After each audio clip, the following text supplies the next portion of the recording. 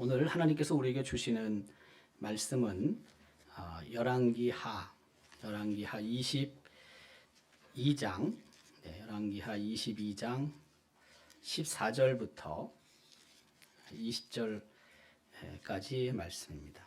14절부터 마지막 절 20절까지 말씀인데 한 절씩 교독하도록 하겠습니다.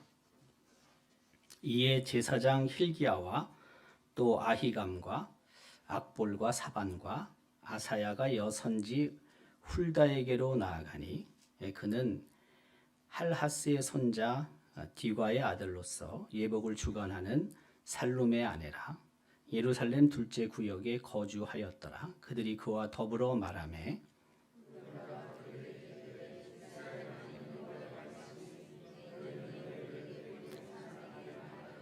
여호와의 말씀이 내가 이곳과 그 주민에게 재앙을 내리되 곧 유다 왕이 읽은 책의 모든 말대로 하리니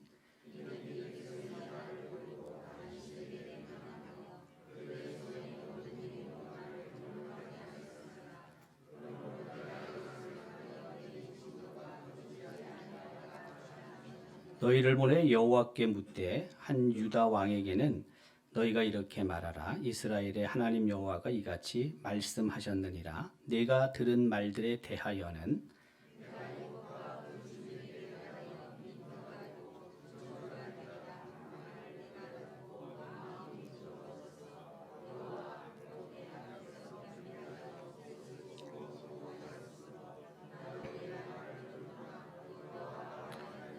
함께 읽겠습니다. 그러므로 보라, 내가 너로 너의 조상들에게 돌아가서 평안히 묘실로 들어가게 하리니 내가 이곳에 내리는 모든 재앙을 내 눈이 보지 못하리라 하셨느니라 하니 사자들이 왕에게 보고하니라. 아멘. 지난번 우리 조 집사님 남편도 한번 서서 받은 은혜를 나눈 적이 있습니다. 부부가 간증하는 경우가 사실 별로 없는데, 그 5개월 전에 아이가 태어났고 잘 자라고 있습니다. 유아 세례까지 받았는데 이 가정을 위해서 많이 기도해 주시기를 바랍니다. 오늘은 우리가 사반이라는 사람에 대해서 함께 나누려고 합니다. 사반은 이제 서기관인데요. 하나님의 말씀 율법을 낭독한 서기관으로 열왕기하 22장에는 기록이 되어 있습니다. 사반이라는 의미는 너구리 혹은 오소리라는 뜻인데요. 왜 저런 의미의 이름이 붙여졌는지는 잘 모르겠습니다. 너구리 오소리 제가 좀 찾아봤더니 사반이 꼭 그런 성격을 갖고 있다고 볼 수는 없겠지만 그렇게 저는 생각도 안 하지만 너구리가 잡식성이랍니다. 잡식성. 그리고 이놈이 생각보다 되게 지혜롭답니다. 사반도 그런지 잘 모르겠습니다. 어쨌든 우리가 이름이 갖는 그 의미가 분명히 있고요. 우리가 그 사반에 대해서 성경에 기록된 내용이 거의 없거든요. 이 본문 있기 때문에 사실 우리가 그 사반이 어떤 사람인지를 정확하게 알 수는 없지만 그래서 이제 본문의 근거에서 우리가 함께 나누는 건데 어쨌든 저런 의미를 갖는 이름을 사반이 갖고 있다라는 것을 우리가 좀 알면 좋겠고요. 사반이 활동했던 시대는 남유다 제16대 왕 요시야 왕 때입니다. 정확한 연도를 보면은 주전 640년부터 609년까지 요시야 왕이 활동하던 때인데 그때 어쨌든 그 사반이 서기관으로서 활동을 했습니다. 서기관은 보통 율법의 해석자고 그리고 교사로 이해됩니다. 일반인들에게 성경이 하나님의 말씀이 쉽게 이렇게 소유할 수 있고 또 읽을 수 있게 된 게 주후 1500년대거든요. 그 전까지는요. 하나님의 말씀 성경을 일반 사람들이 가질 수가 없었습니다. 그만큼 귀했던 거죠. 다 필사본이니까. 아주 어려운 거죠. 근데 저거는 지금 그 봤지만은 주전 640년 때란 말이에요. 그러니까 서기관은 어쨌든 성경을 읽고 성경을 해석하고 성경을 가르치는 사람이니까 저 사바는 굉장히 어떻게 보면 행운합니다. 우리가 성경적으로 말하면은 정말 하나님의 크신 은혜를 받은 사람이에요. 왜? 그렇게 하나님의 말씀을 접할 수 있는 게 아니거든요. 그 성경을 내가 갖거나 소유할 수 있는 게 아니거든요. 근데 서기관으로서 사바는 어쨌든 그 극히 적은 수량이겠죠. 그 하나님의 말씀을 어쨌든 자기가 읽을 수 있고 또 사람들에게 읽혀 줄 수 있는 위치에 있었으니까 대단한 복을 받은 사람이죠. 일반 사람들이 1500년대에 와서야 비로소 이 하나님의 말씀 성경책을 자기 손에 쥐고 읽을 수 있었는데 그 전까지는 다 이렇게 누가 읽어주는 걸 듣는 겁니다. 그냥 다. 성경책을 다 그렇게 필사본들을 가질 수 없기 때문에 초기 교회들은 들어가 보면 유럽에 있는 교회든 오래된 교회를 들어가 보면 흔히 말하는 벽에 아이콘들이 쫙 있죠. 그림들이 쭉 있잖아요. 그게 왜 그런 거냐면 들어와서 성경이 다 없으니까 그걸 보면서 성경에 저런 스토리가 있지. 예수님이 예를 들면 누굴 고치셨다. 뭐 오병이어가 어떻다. 이런 것들이 쫙 그려져 있는 거거든요. 예수님이 십자가에 못 박히셨다. 부활하셨다. 승천하셨다. 이런 게 이 성화가 아이콘이 꼭 부정적으로만 생각할 수 있는 건 아니에요. 그 이유 중에 하나가 없으니까 성경이. 읽을 수 없으니까.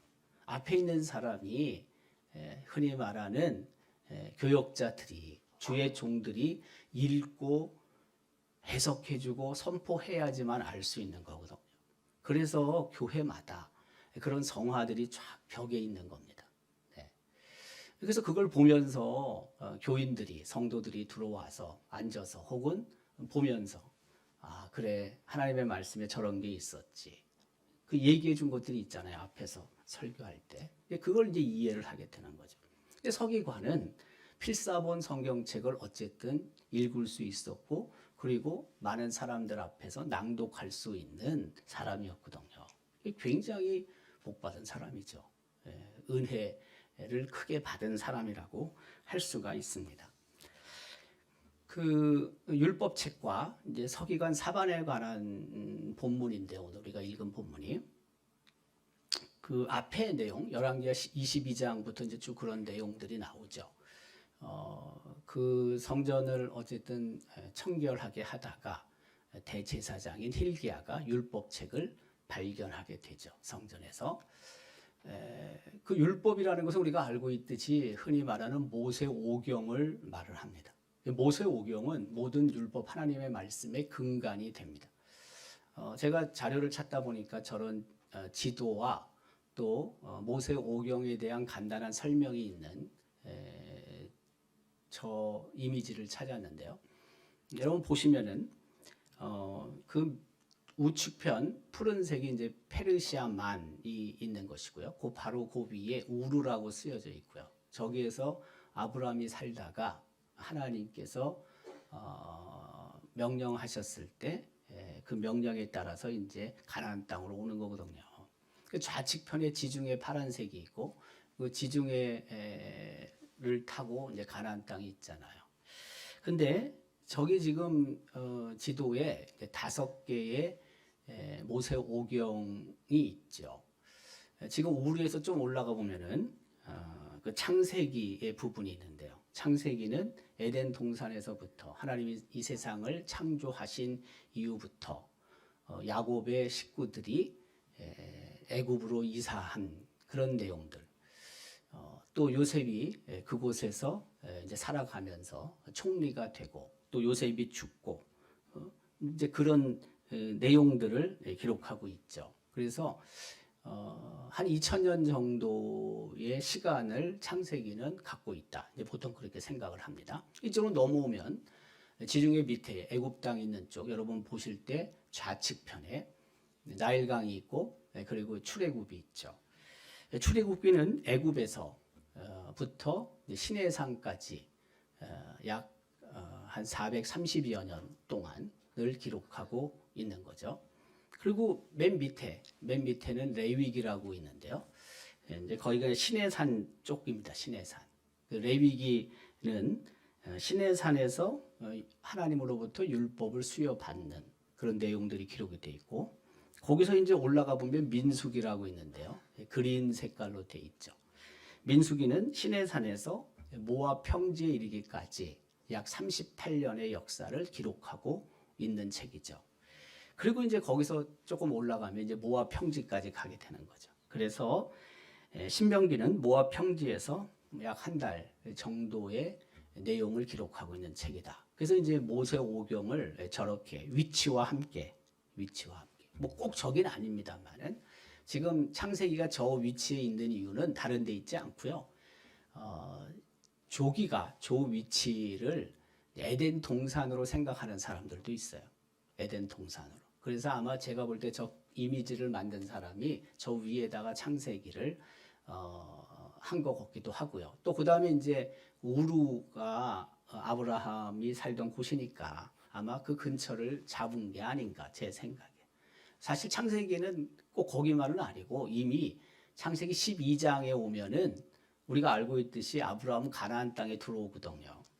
그렇지 않습니까? 가나안 땅에서 오랫동안 살다가 창세기 37장에 요셉이 애굽으로 내려오는 거거든요. 그러니까 12장부터 벌써 37장이면은 25장을 가나안 땅에 있는 겁니다. 가나안. 그러니까 저쪽으로 오는 게 더 장수로 봤을 땐 맞아요. 제가 봤을 때 맞는데 뭐 굳이 거기다 쓰지 않은 이유는 아마 우루와 그다음에 그 에덴 동산을 저기로 생각하고 있는 저 이미지를 그린 사람이 그런 의미를 가지고 저기다가 창세기를 표시했다고 저는 생각이 들어요.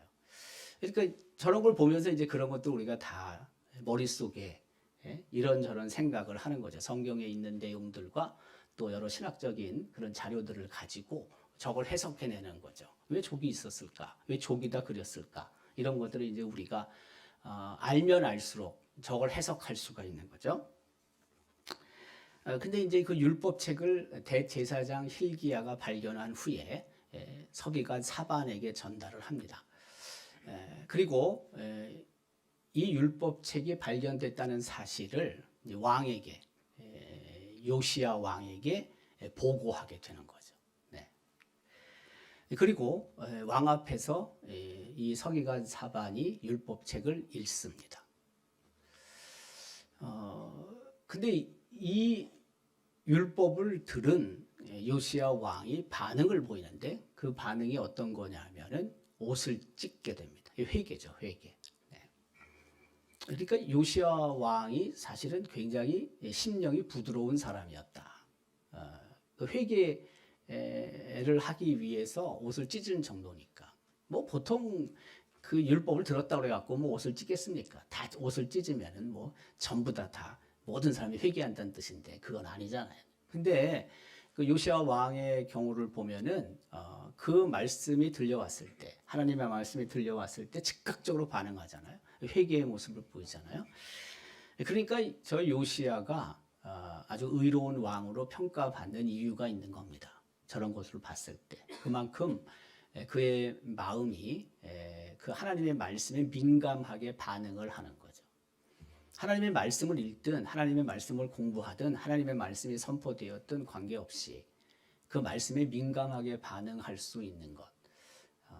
그런 사람들이 사실 그 하나님께서 정말 좋아하실 사람이죠. 아무리 뭐 하나님의 말씀이 선포됐든 혹은 하나님의 말씀을 내가 읽든 아무 반응이 없으면 그 말씀이 내 안에서 살아 역사하는 게 없으면 뭐 변화가 어떻게 되겠어요. 네.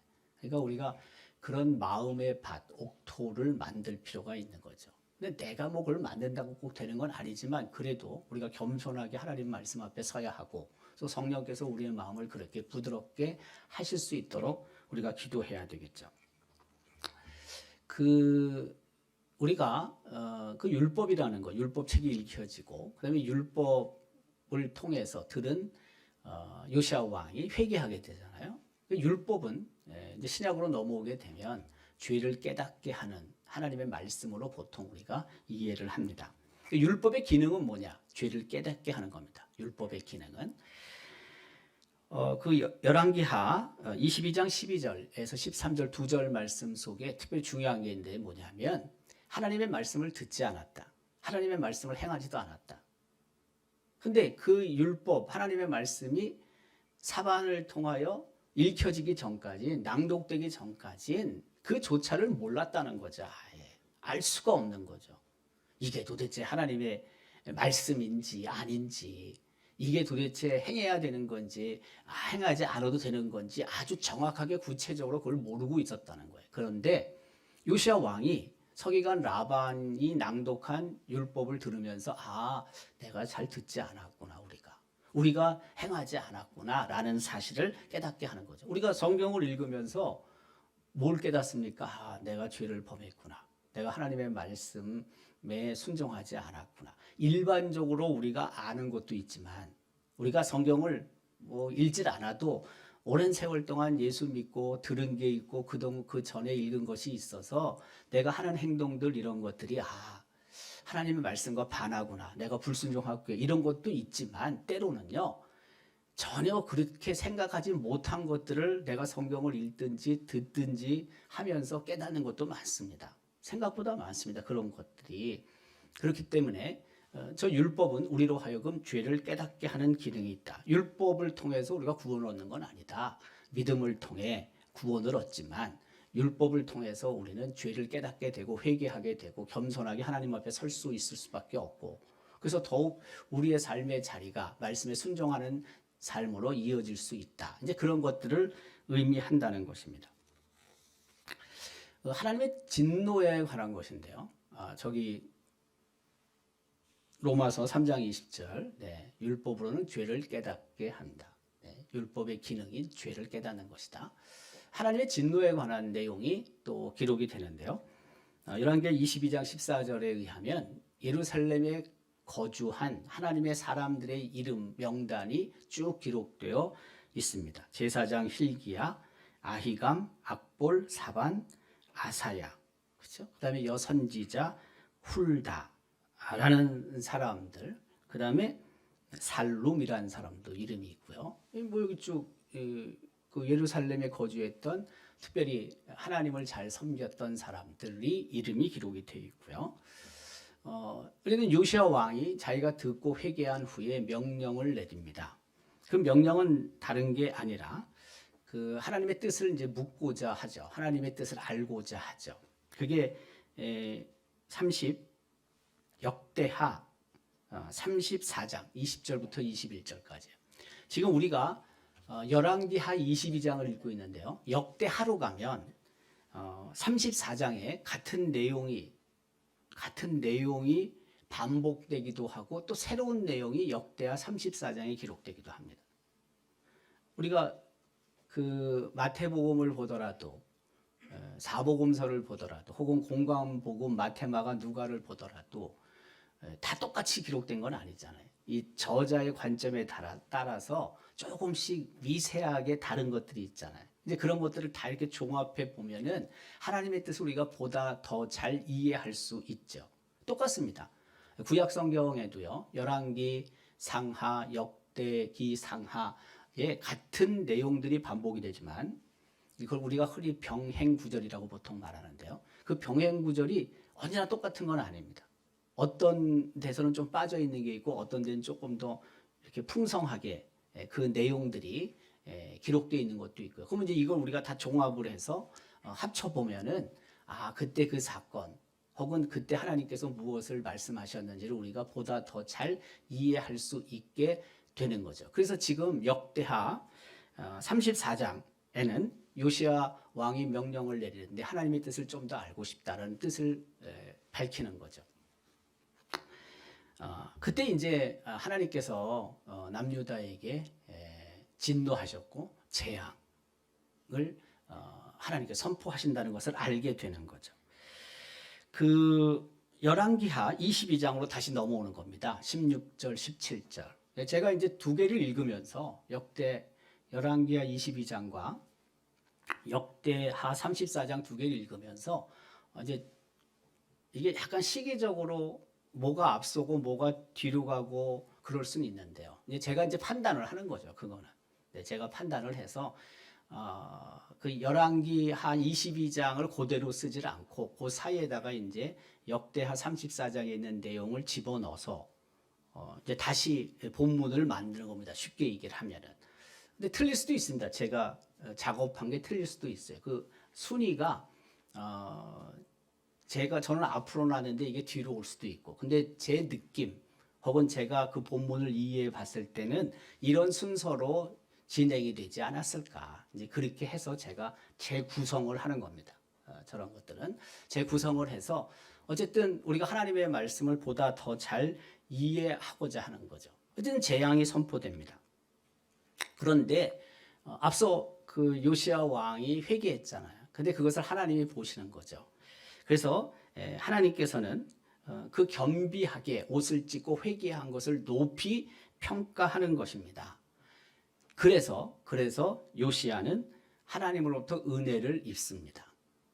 그 재앙, 진노가 임하지만 그러나 요시야 왕은 평안히 세상을 떠날 것이다. 세상을 평안히 떠날 것이다.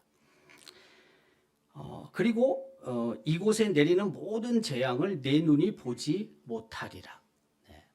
하나님이 크신 은혜를 주신 거죠. 그런 막 아우성, 막 그런 막 엄청난 진노 속에 그 왕으로서 그 자리에 있는다는 것이 여러분 얼마나 가슴 아픈 일입니까? 근데 요시야가 회개한 것을 하나님께서 높이 평가하셔서 그런 것들을 보지 않고 세상을 떠나게 될 것이다 라는 것을 언급하고 있는 거죠.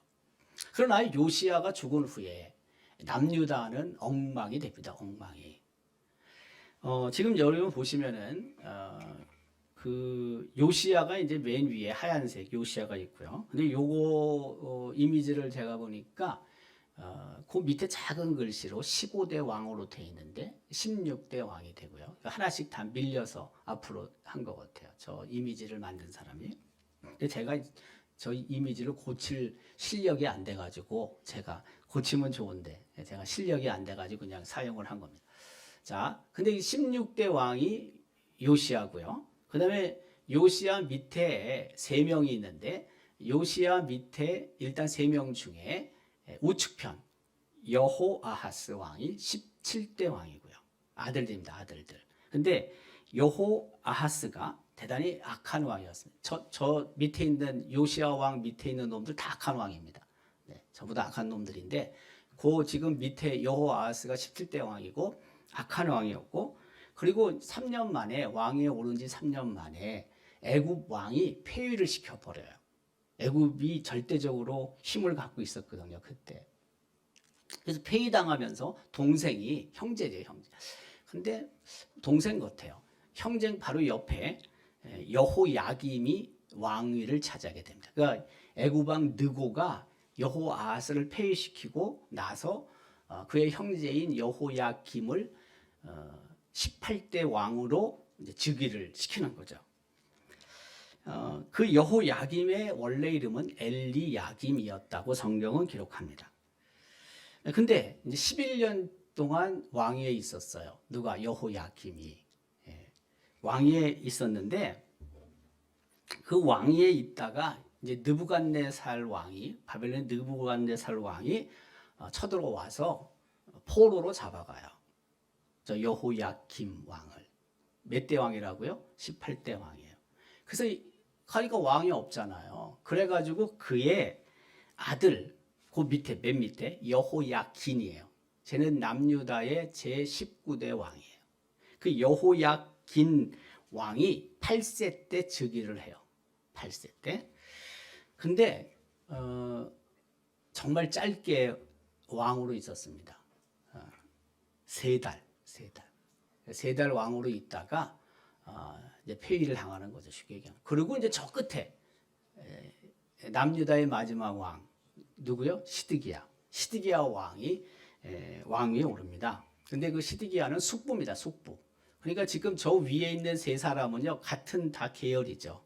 형제고 숙부 그러니까 이 밑에 숙부니까 21세 왕이 됐고 그리고 11년 동안 통치했습니다. 그리고 남유다가 멸망당할 때 왕이었고 그리고 눈알이 뽑혀서 어쨌든 모든 것들을 다 잃게 됩니다. 지금 우리가 서기관 사반에 대해서 지금 우리가 살펴보고 있는 거잖아요. 근데 사반에게 그 요시야 왕이 그 백성들에게 하나님의 말씀을 낭독하도록 명령을 하죠. 근데 이제 그러기 위해서 하나님의 전에 백성들을 모읍니다. 그 역대하 34장 29절 30절의 기록이 있죠. 사람을 보내서 왕이 유다와 예루살렘의 모든 장로들을 불러 모았고 여호와의 전에 올라가매 유다 모든 사람과 예루살렘 주민들과 제사장들과 레위 사람들과 모든 백성이 노소를 막론하고 다 함께 한지라. 다 함께 한지라. 근데 그때 다 모였을 때 이제 율법이 낭독되는 것입니다. 그 율법이라는 것은요, 이제 보통 우리가 모세 오경을 이야기를 하는데, 모세의 율법책이라고 여호수아 8장에는 기록이 되어 있고요. 하나님의 율법책이라고도 여호수아 24장에 기록이 돼요.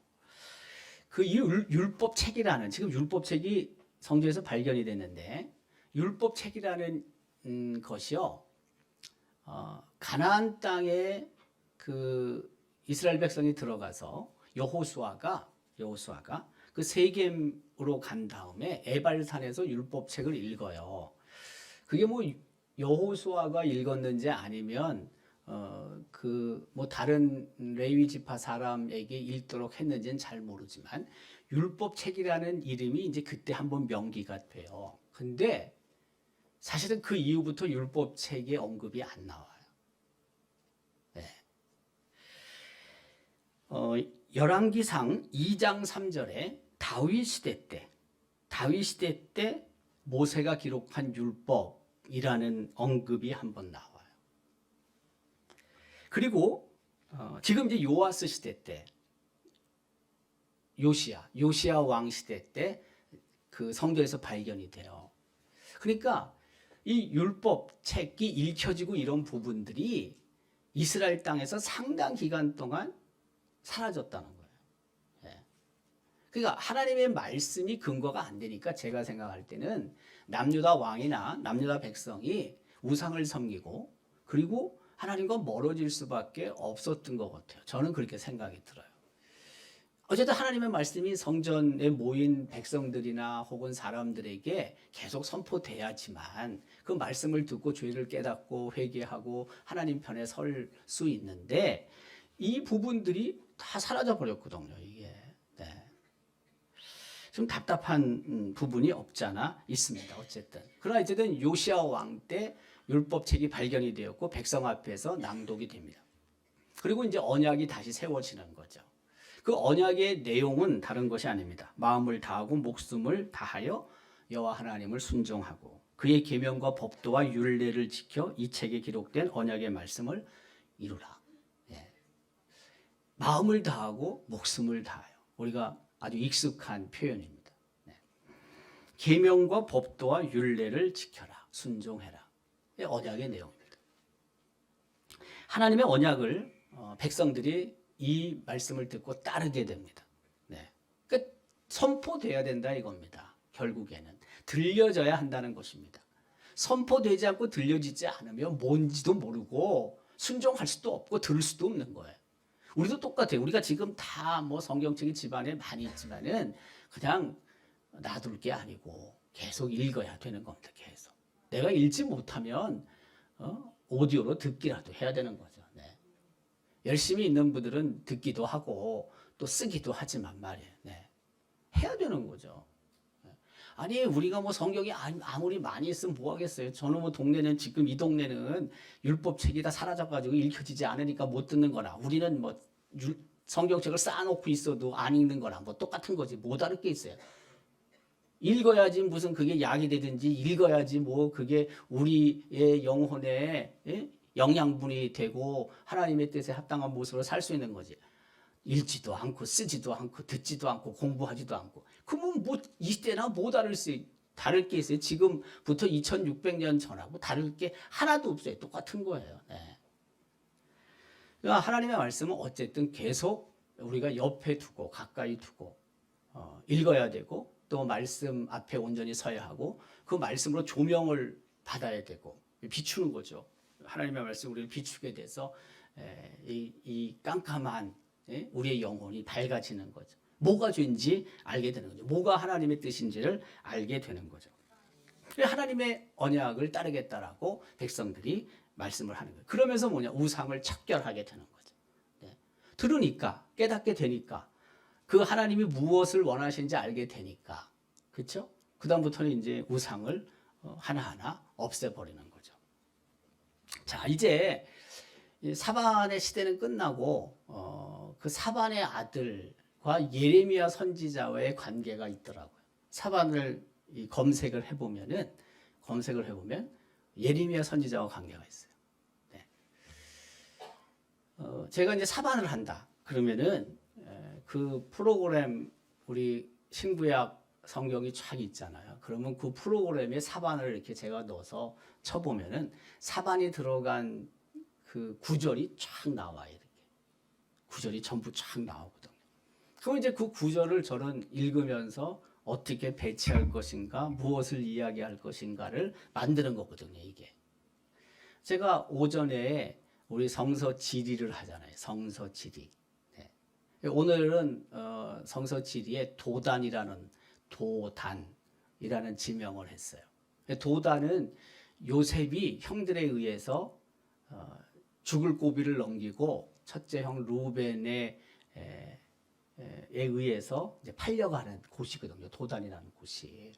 근데 도단이 쳐보면은요, 요셉하고 관계만 나오는 게 아니고 엘리사 선지자가 도단에 있은 적이 있어요. 도단에. 그래서 아람 왕이 쳐들어왔고 도단성을 포위하거든요. 포위하거든요. 그때 그 엘리야 선지자에게 하나님이 보여주신 게 있잖아요. 환상으로 그 아람 군대가 포위하고 있지만 하나님께서는 저 산 옆에 불병거, 불마차 그 다 지키고 있다. 천사들 그걸 보여주시잖아요. 그게 도단이에요. 거기가 엘리사 선지자가 거주했던 곳이 도단이거든요. 그래서 도단에 대해서 오늘 제가 했거든요. 근데 요새는 정말 좋은 시대예요. 왜냐하면 그 프로그램 검색 프로그램에 제가 도단을 넣고 쳐보면 성경에 도단이 기록된 게 다 나오니까 그거 없으면 저 어떻게 하겠어요? 그럼 무슨 수로 다 찾겠어요? 물론 그런 또 성경 그 찾는 게 있긴 있어요.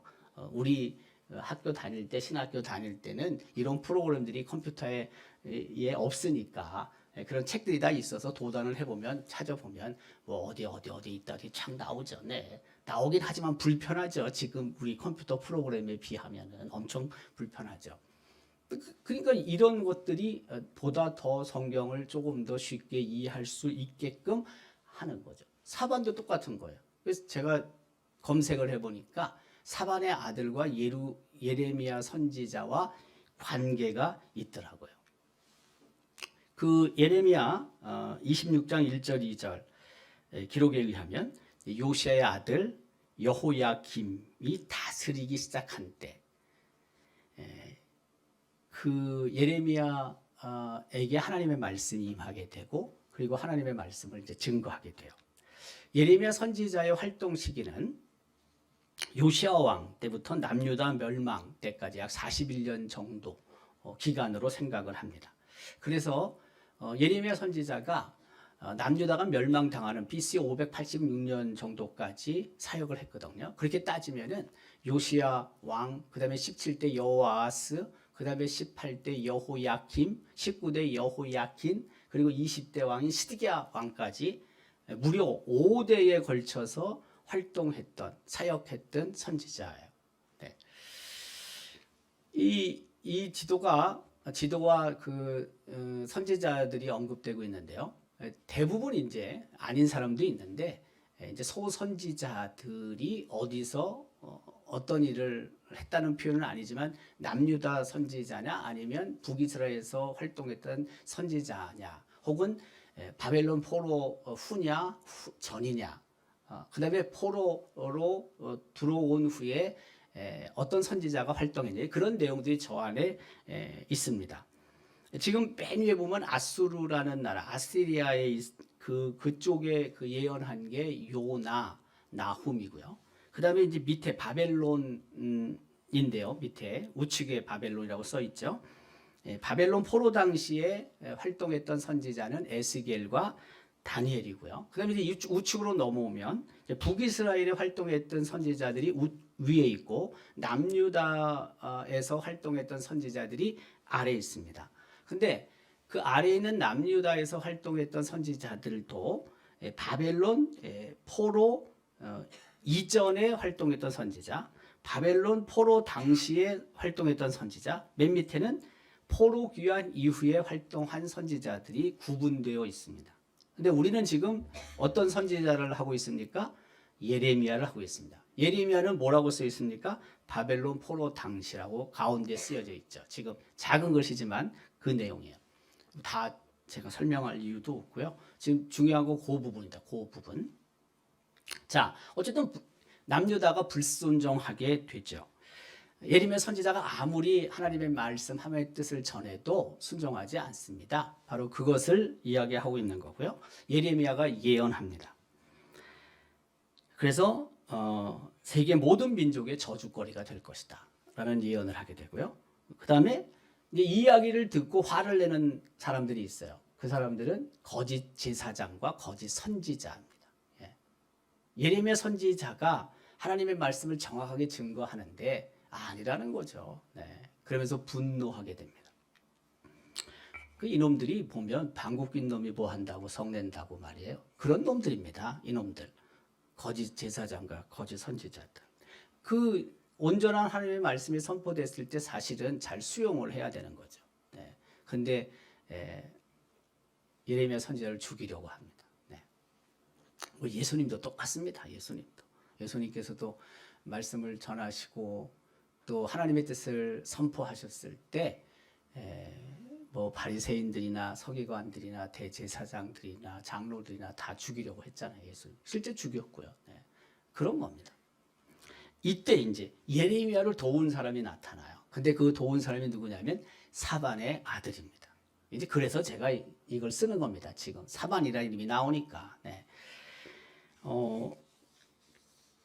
그 예레미야 26장 24절인데요. 사반의 아들 아히감의 손이 예레미야를 도와 그를 백성의 손에 내어 주지 아니하여 죽이지 못하게 하느니라.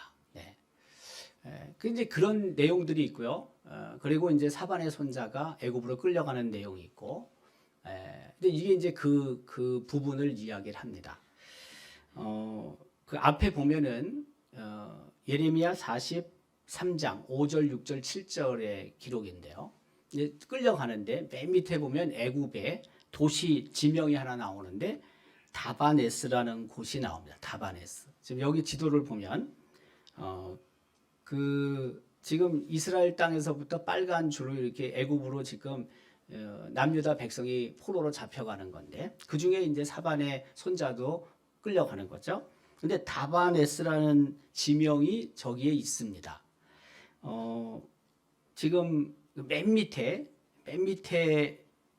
이제 이게 나일강인데 빨간 줄이 나일강이에요. 그 나일강을 따라서 쭉 올라가면 맨 밑에 말고 올라가다 첫 번째가 멤피스라는 곳이 있고요. 멤피스 우리가 많이 들어봤죠. 이 애굽의 수도인 적도 있습니다. 그래서 멤피스 좀 더 올라가면 거기가 바로 뭐예요? 다바네스라는 곳이 나오죠. 그러니까 남유다 백성이 애굽의 포로가 되어서 아주 장거리 여행을 합니다.